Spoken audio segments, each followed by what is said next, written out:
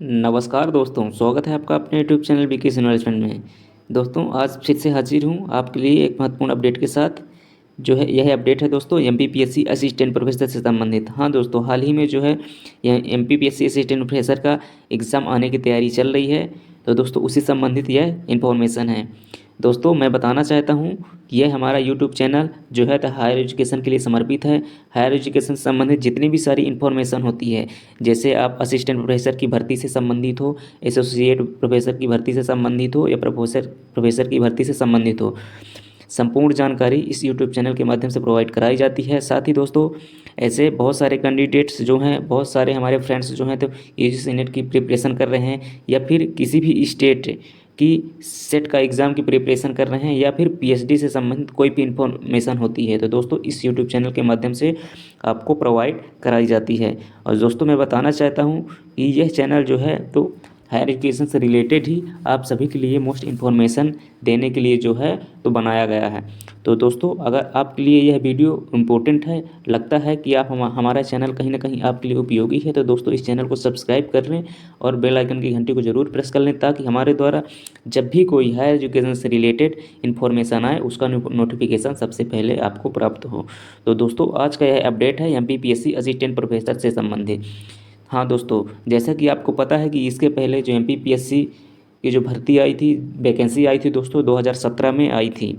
2017 के बाद अभी एमपीपीएससी की जो है तो वैकेंसी नहीं आई है। तो दोस्तों यह 101% श्योर है दोस्तों कि जो है आपका असिस्टेंट प्रोफेसर की भर्ती बिल्कुल आना ही आना है। ठीक है, क्योंकि चुनाव भी लगा हुआ है और सरकार जो है तो आप जानते हैं कि वो समझती है कि लोग कितने बेरोज़गारी का मुद्दा उठाए के बैठे हुए हैं। तो स्वाभाविक है कि गवर्नमेंट जो है तो रोज़गार देने की कोशिश करेगी, तो भर्तियां बहुत सारी निकालेगी, जिसमें से आपका असिस्टेंट प्रोफेसर से संबंधित भर्ती ये भी आना एकदम तय है। क्योंकि दोस्तों बहुत सारे हमारे भाई बंधु जो हैं तो नेट क्वालिफाई करके बैठे हुए हैं, सेट क्वालिफाई करके बैठे हुए हैं, या फिर बहुत से लोग पीएचडी कंप्लीट करके रखते हैं, और यही सारे लोग क्या है असिस्टेंट प्रोफेसर बनने की योग्यता रखते हैं। तो दोस्तों अगर आप भी हायर एजुकेशन से रिलेटेड जितनी भी इंफॉर्मेशन प्राप्त करना चाहते हैं या फिर आप भी एमपीपीएससी असिस्टेंट प्रोफेसर की तैयारी कर रहे हैं या फिर करने की सोच रहे हैं या फिर योग्यता रखते हैं असिस्टेंट प्रोफेसर बनने की, दोस्तों यह वीडियो आपके लिए बहुत ही महत्वपूर्ण होने वाली है। तो चलिए दोस्तों आज हम बात करेंगे एमपीपीएससी असिस्टेंट प्रोफेसर से संबंधित महत्वपूर्ण इन्फॉर्मेशन। तो चलिए दोस्तों देखते हैं। दोस्तों आज हम बात करेंगे एमपीपीएससी असिस्टेंट प्रोफेसर के सिलेबस से संबंधित। दोस्तों जो एमपीपीएससी में आपका सिलेबस पूछा जाता है दोस्तों, तो आपका दो पेपर होते हैं, एक फर्स्ट पेपर और एक सेकंड पेपर। दोस्तों फर्स्ट पेपर में क्या है कि आपका एमपी से रिलेटेड क्वेश्चन रहते हैं और इन्वायरमेंट से संबंधित क्वेश्चन रहते हैं, एंटरप्रेन्योरशिप से रहते हैं, और दोस्तों कंप्यूटर से रिलेटेड क्वेश्चन रहते हैं। फिर साथ ही दोस्तों आपका जो सेकंड पेपर होता है, तो सेकंड पेपर जो होता है दोस्तों आपके सब्जेक्ट से रिलेटेड, क्योंकि जिसका जिस सब्जेक्ट से पीजी रहता है उसी सब्जेक्ट का आपको सब्जेक्ट का एग्ज़ाम देना पड़ता है।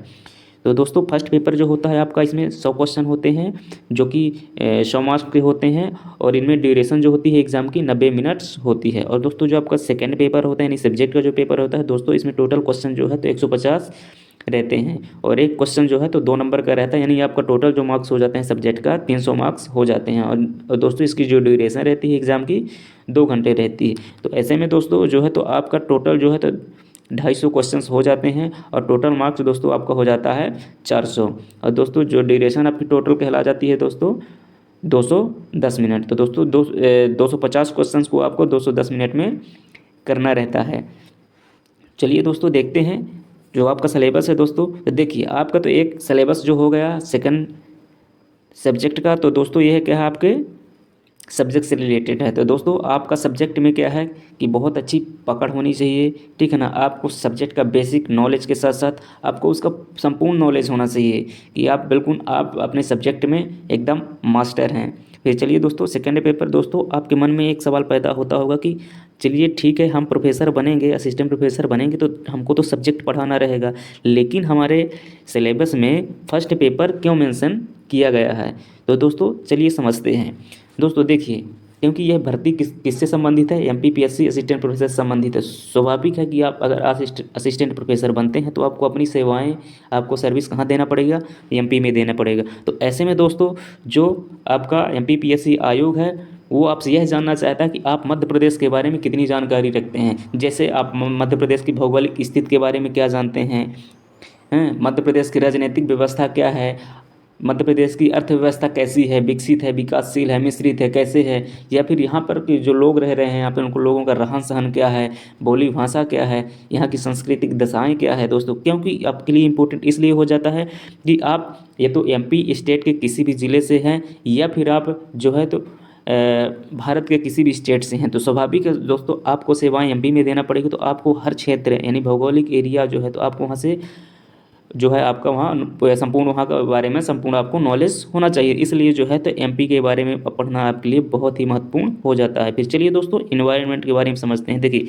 इन्वायरमेंट का जो है तो आपका सिलेबस इसलिए इंक्लूड किया है दोस्तों कि आप इन्वायरमेंट को लेकर आप कितने जागरूक हैं, कितने अवेयर हैं, ठीक है। क्योंकि आज का जो वातावरण है, जो आपका परिवेश क्या है, पूरा पर्यावरण से ही प्रदूषित हो रहा है, ठीक है ना। पर्यावरण इस तरह है पूरा कि देखते हो कि बहुत सारी समस्याएं हो रही है। तो दोस्तों इस तरह में आपके लिए महत्वपूर्ण इम्पोर्टेंट हो जाता है कि आपको जो है तो मनुष्य दैनिक क्रियाकलाप जो करता है उससे कितना पर्यावरण पर उसका क्या प्रभाव पड़ रहा है, या प्रदूषण के कारण क्या है, भाई प्रदूषण क्या हो रहा है, या फिर प्रदूषण हो रहा था उसके कौन कौन से निवारण उपाय हैं, ठीक है। तो और या फिर जैसे स्वच्छता से रिलेटेड है तो इसके लिए आप कितना प्रतिबद्ध हैं एनवायरनमेंट को लेकर के, आप कितना जागरूक हैं, इसके लिए आप कितना नॉलेज रखते हैं, इस पर आप कितना काम कर रहे हैं। इसलिए आपके लिए जो है तो इन्वायरमेंट का सिलेबस में इंक्लूड होना इसलिए भी महत्वपूर्ण हो जाता है। फिर चलिए दोस्तों इंटरप्रेन्योरशिप का देखते हैं कि आखिर इंटरप्रेन्योरशिप आपकी सिलेबस में क्यों जोड़ा गया है। तो दोस्तों देखिए इंटरप्रेन्योरशिप जो होता है दोस्तों यह साहसिक क्षमताओं, व्यक्तियों की साहसिक क्षमताओं एवं योग्यताओं को जांचने का कार्य किया जाता है इंटरप्रेन्योरशिप के द्वारा। कि आप में देखा जाता है, ठीक है ना, कि आप अपने कार्य एवं लक्ष्य के प्रति कितने अभिप्रेरित हैं, साहसिक इस आपके अंदर कितनी साहसिक अभिप्रेरणा है, कि आप कितने संघर्षशील हैं, संघर्ष करने की क्षमता आप में क्या है, या फिर आपको किसी भी परिस्थितियों को प्रभावित करने की आप कितनी योग्यता रखते हैं, या फिर आप कोई भी जोखिम वहन करने की कितनी क्षमता रखते हैं। तो इंटरप्रेन्योरशिप दोस्तों इसलिए भी आपके लिए महत्वपूर्ण इंपॉर्टेंट हो जाता है। और दोस्तों चलिए बात करते हैं कंप्यूटर। तो दोस्तों आपको जैसे पता है कि आज का जो समय है बिल्कुल वो टेक्नोलॉजी का युग है, नवाचार का युग है दोस्तों।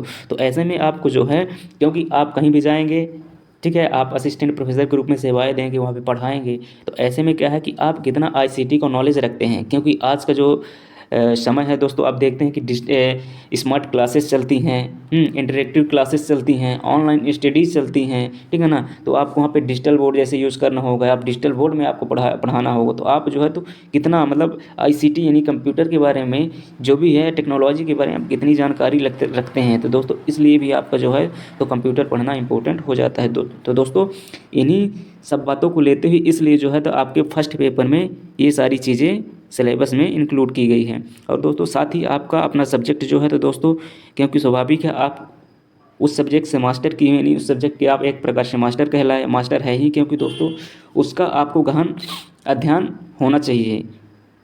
तो दोस्तों ये रहा आज का सिलेबस। तो दोस्तों देखिए वैकेंसी आना एकदम तय है, 101% मैं फिर से आपको बता रहा हूँ। तो आप फुल डेडिकेटेड के साथ, महत्वपूर्ण रणनीति स्ट्रेटजी के साथ जो है तो आप अपनी तैयारी पे लग जाइए, ठीक है। जितने भी अस्त्र शस्त्र आपको उठाने हैं, संसाधन उठाने हैं, पढ़ाई स्टडी मटेरियल्स जो भी है दोस्तों, आप ये कलेक्ट करिए, आप अपनी तैयारी में लग जाइए।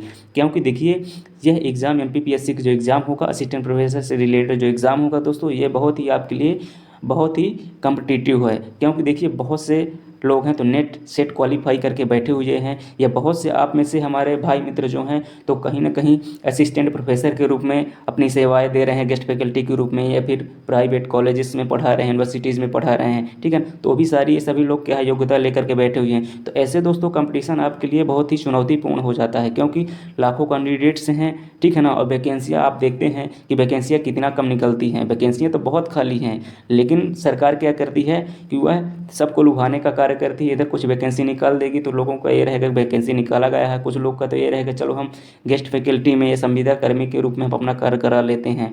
तो दोस्तों सरकार की नीति को तो आप अच्छी तरह से जानते हैं। तो दोस्तों इसलिए आपके लिए इसका तैयारी करना बिल्कुल महत्वपूर्ण हो जाता है कि आप फुल डेडिकेटेड और मेहनत के साथ जो है तो तैयारी करिए। और दोस्तों यकीन मानिए आप अभी से तैयारी करना शुरू कर देंगे दोस्तों तो आपकी बहुत ही अच्छी तैयारी हो जाएगी। क्योंकि देखिए ये जो आपका सिलेबस है आपका साल भर लगेगा, ठीक है, या फिर 6 महीने में आपको कंप्लीट करना रहेगा।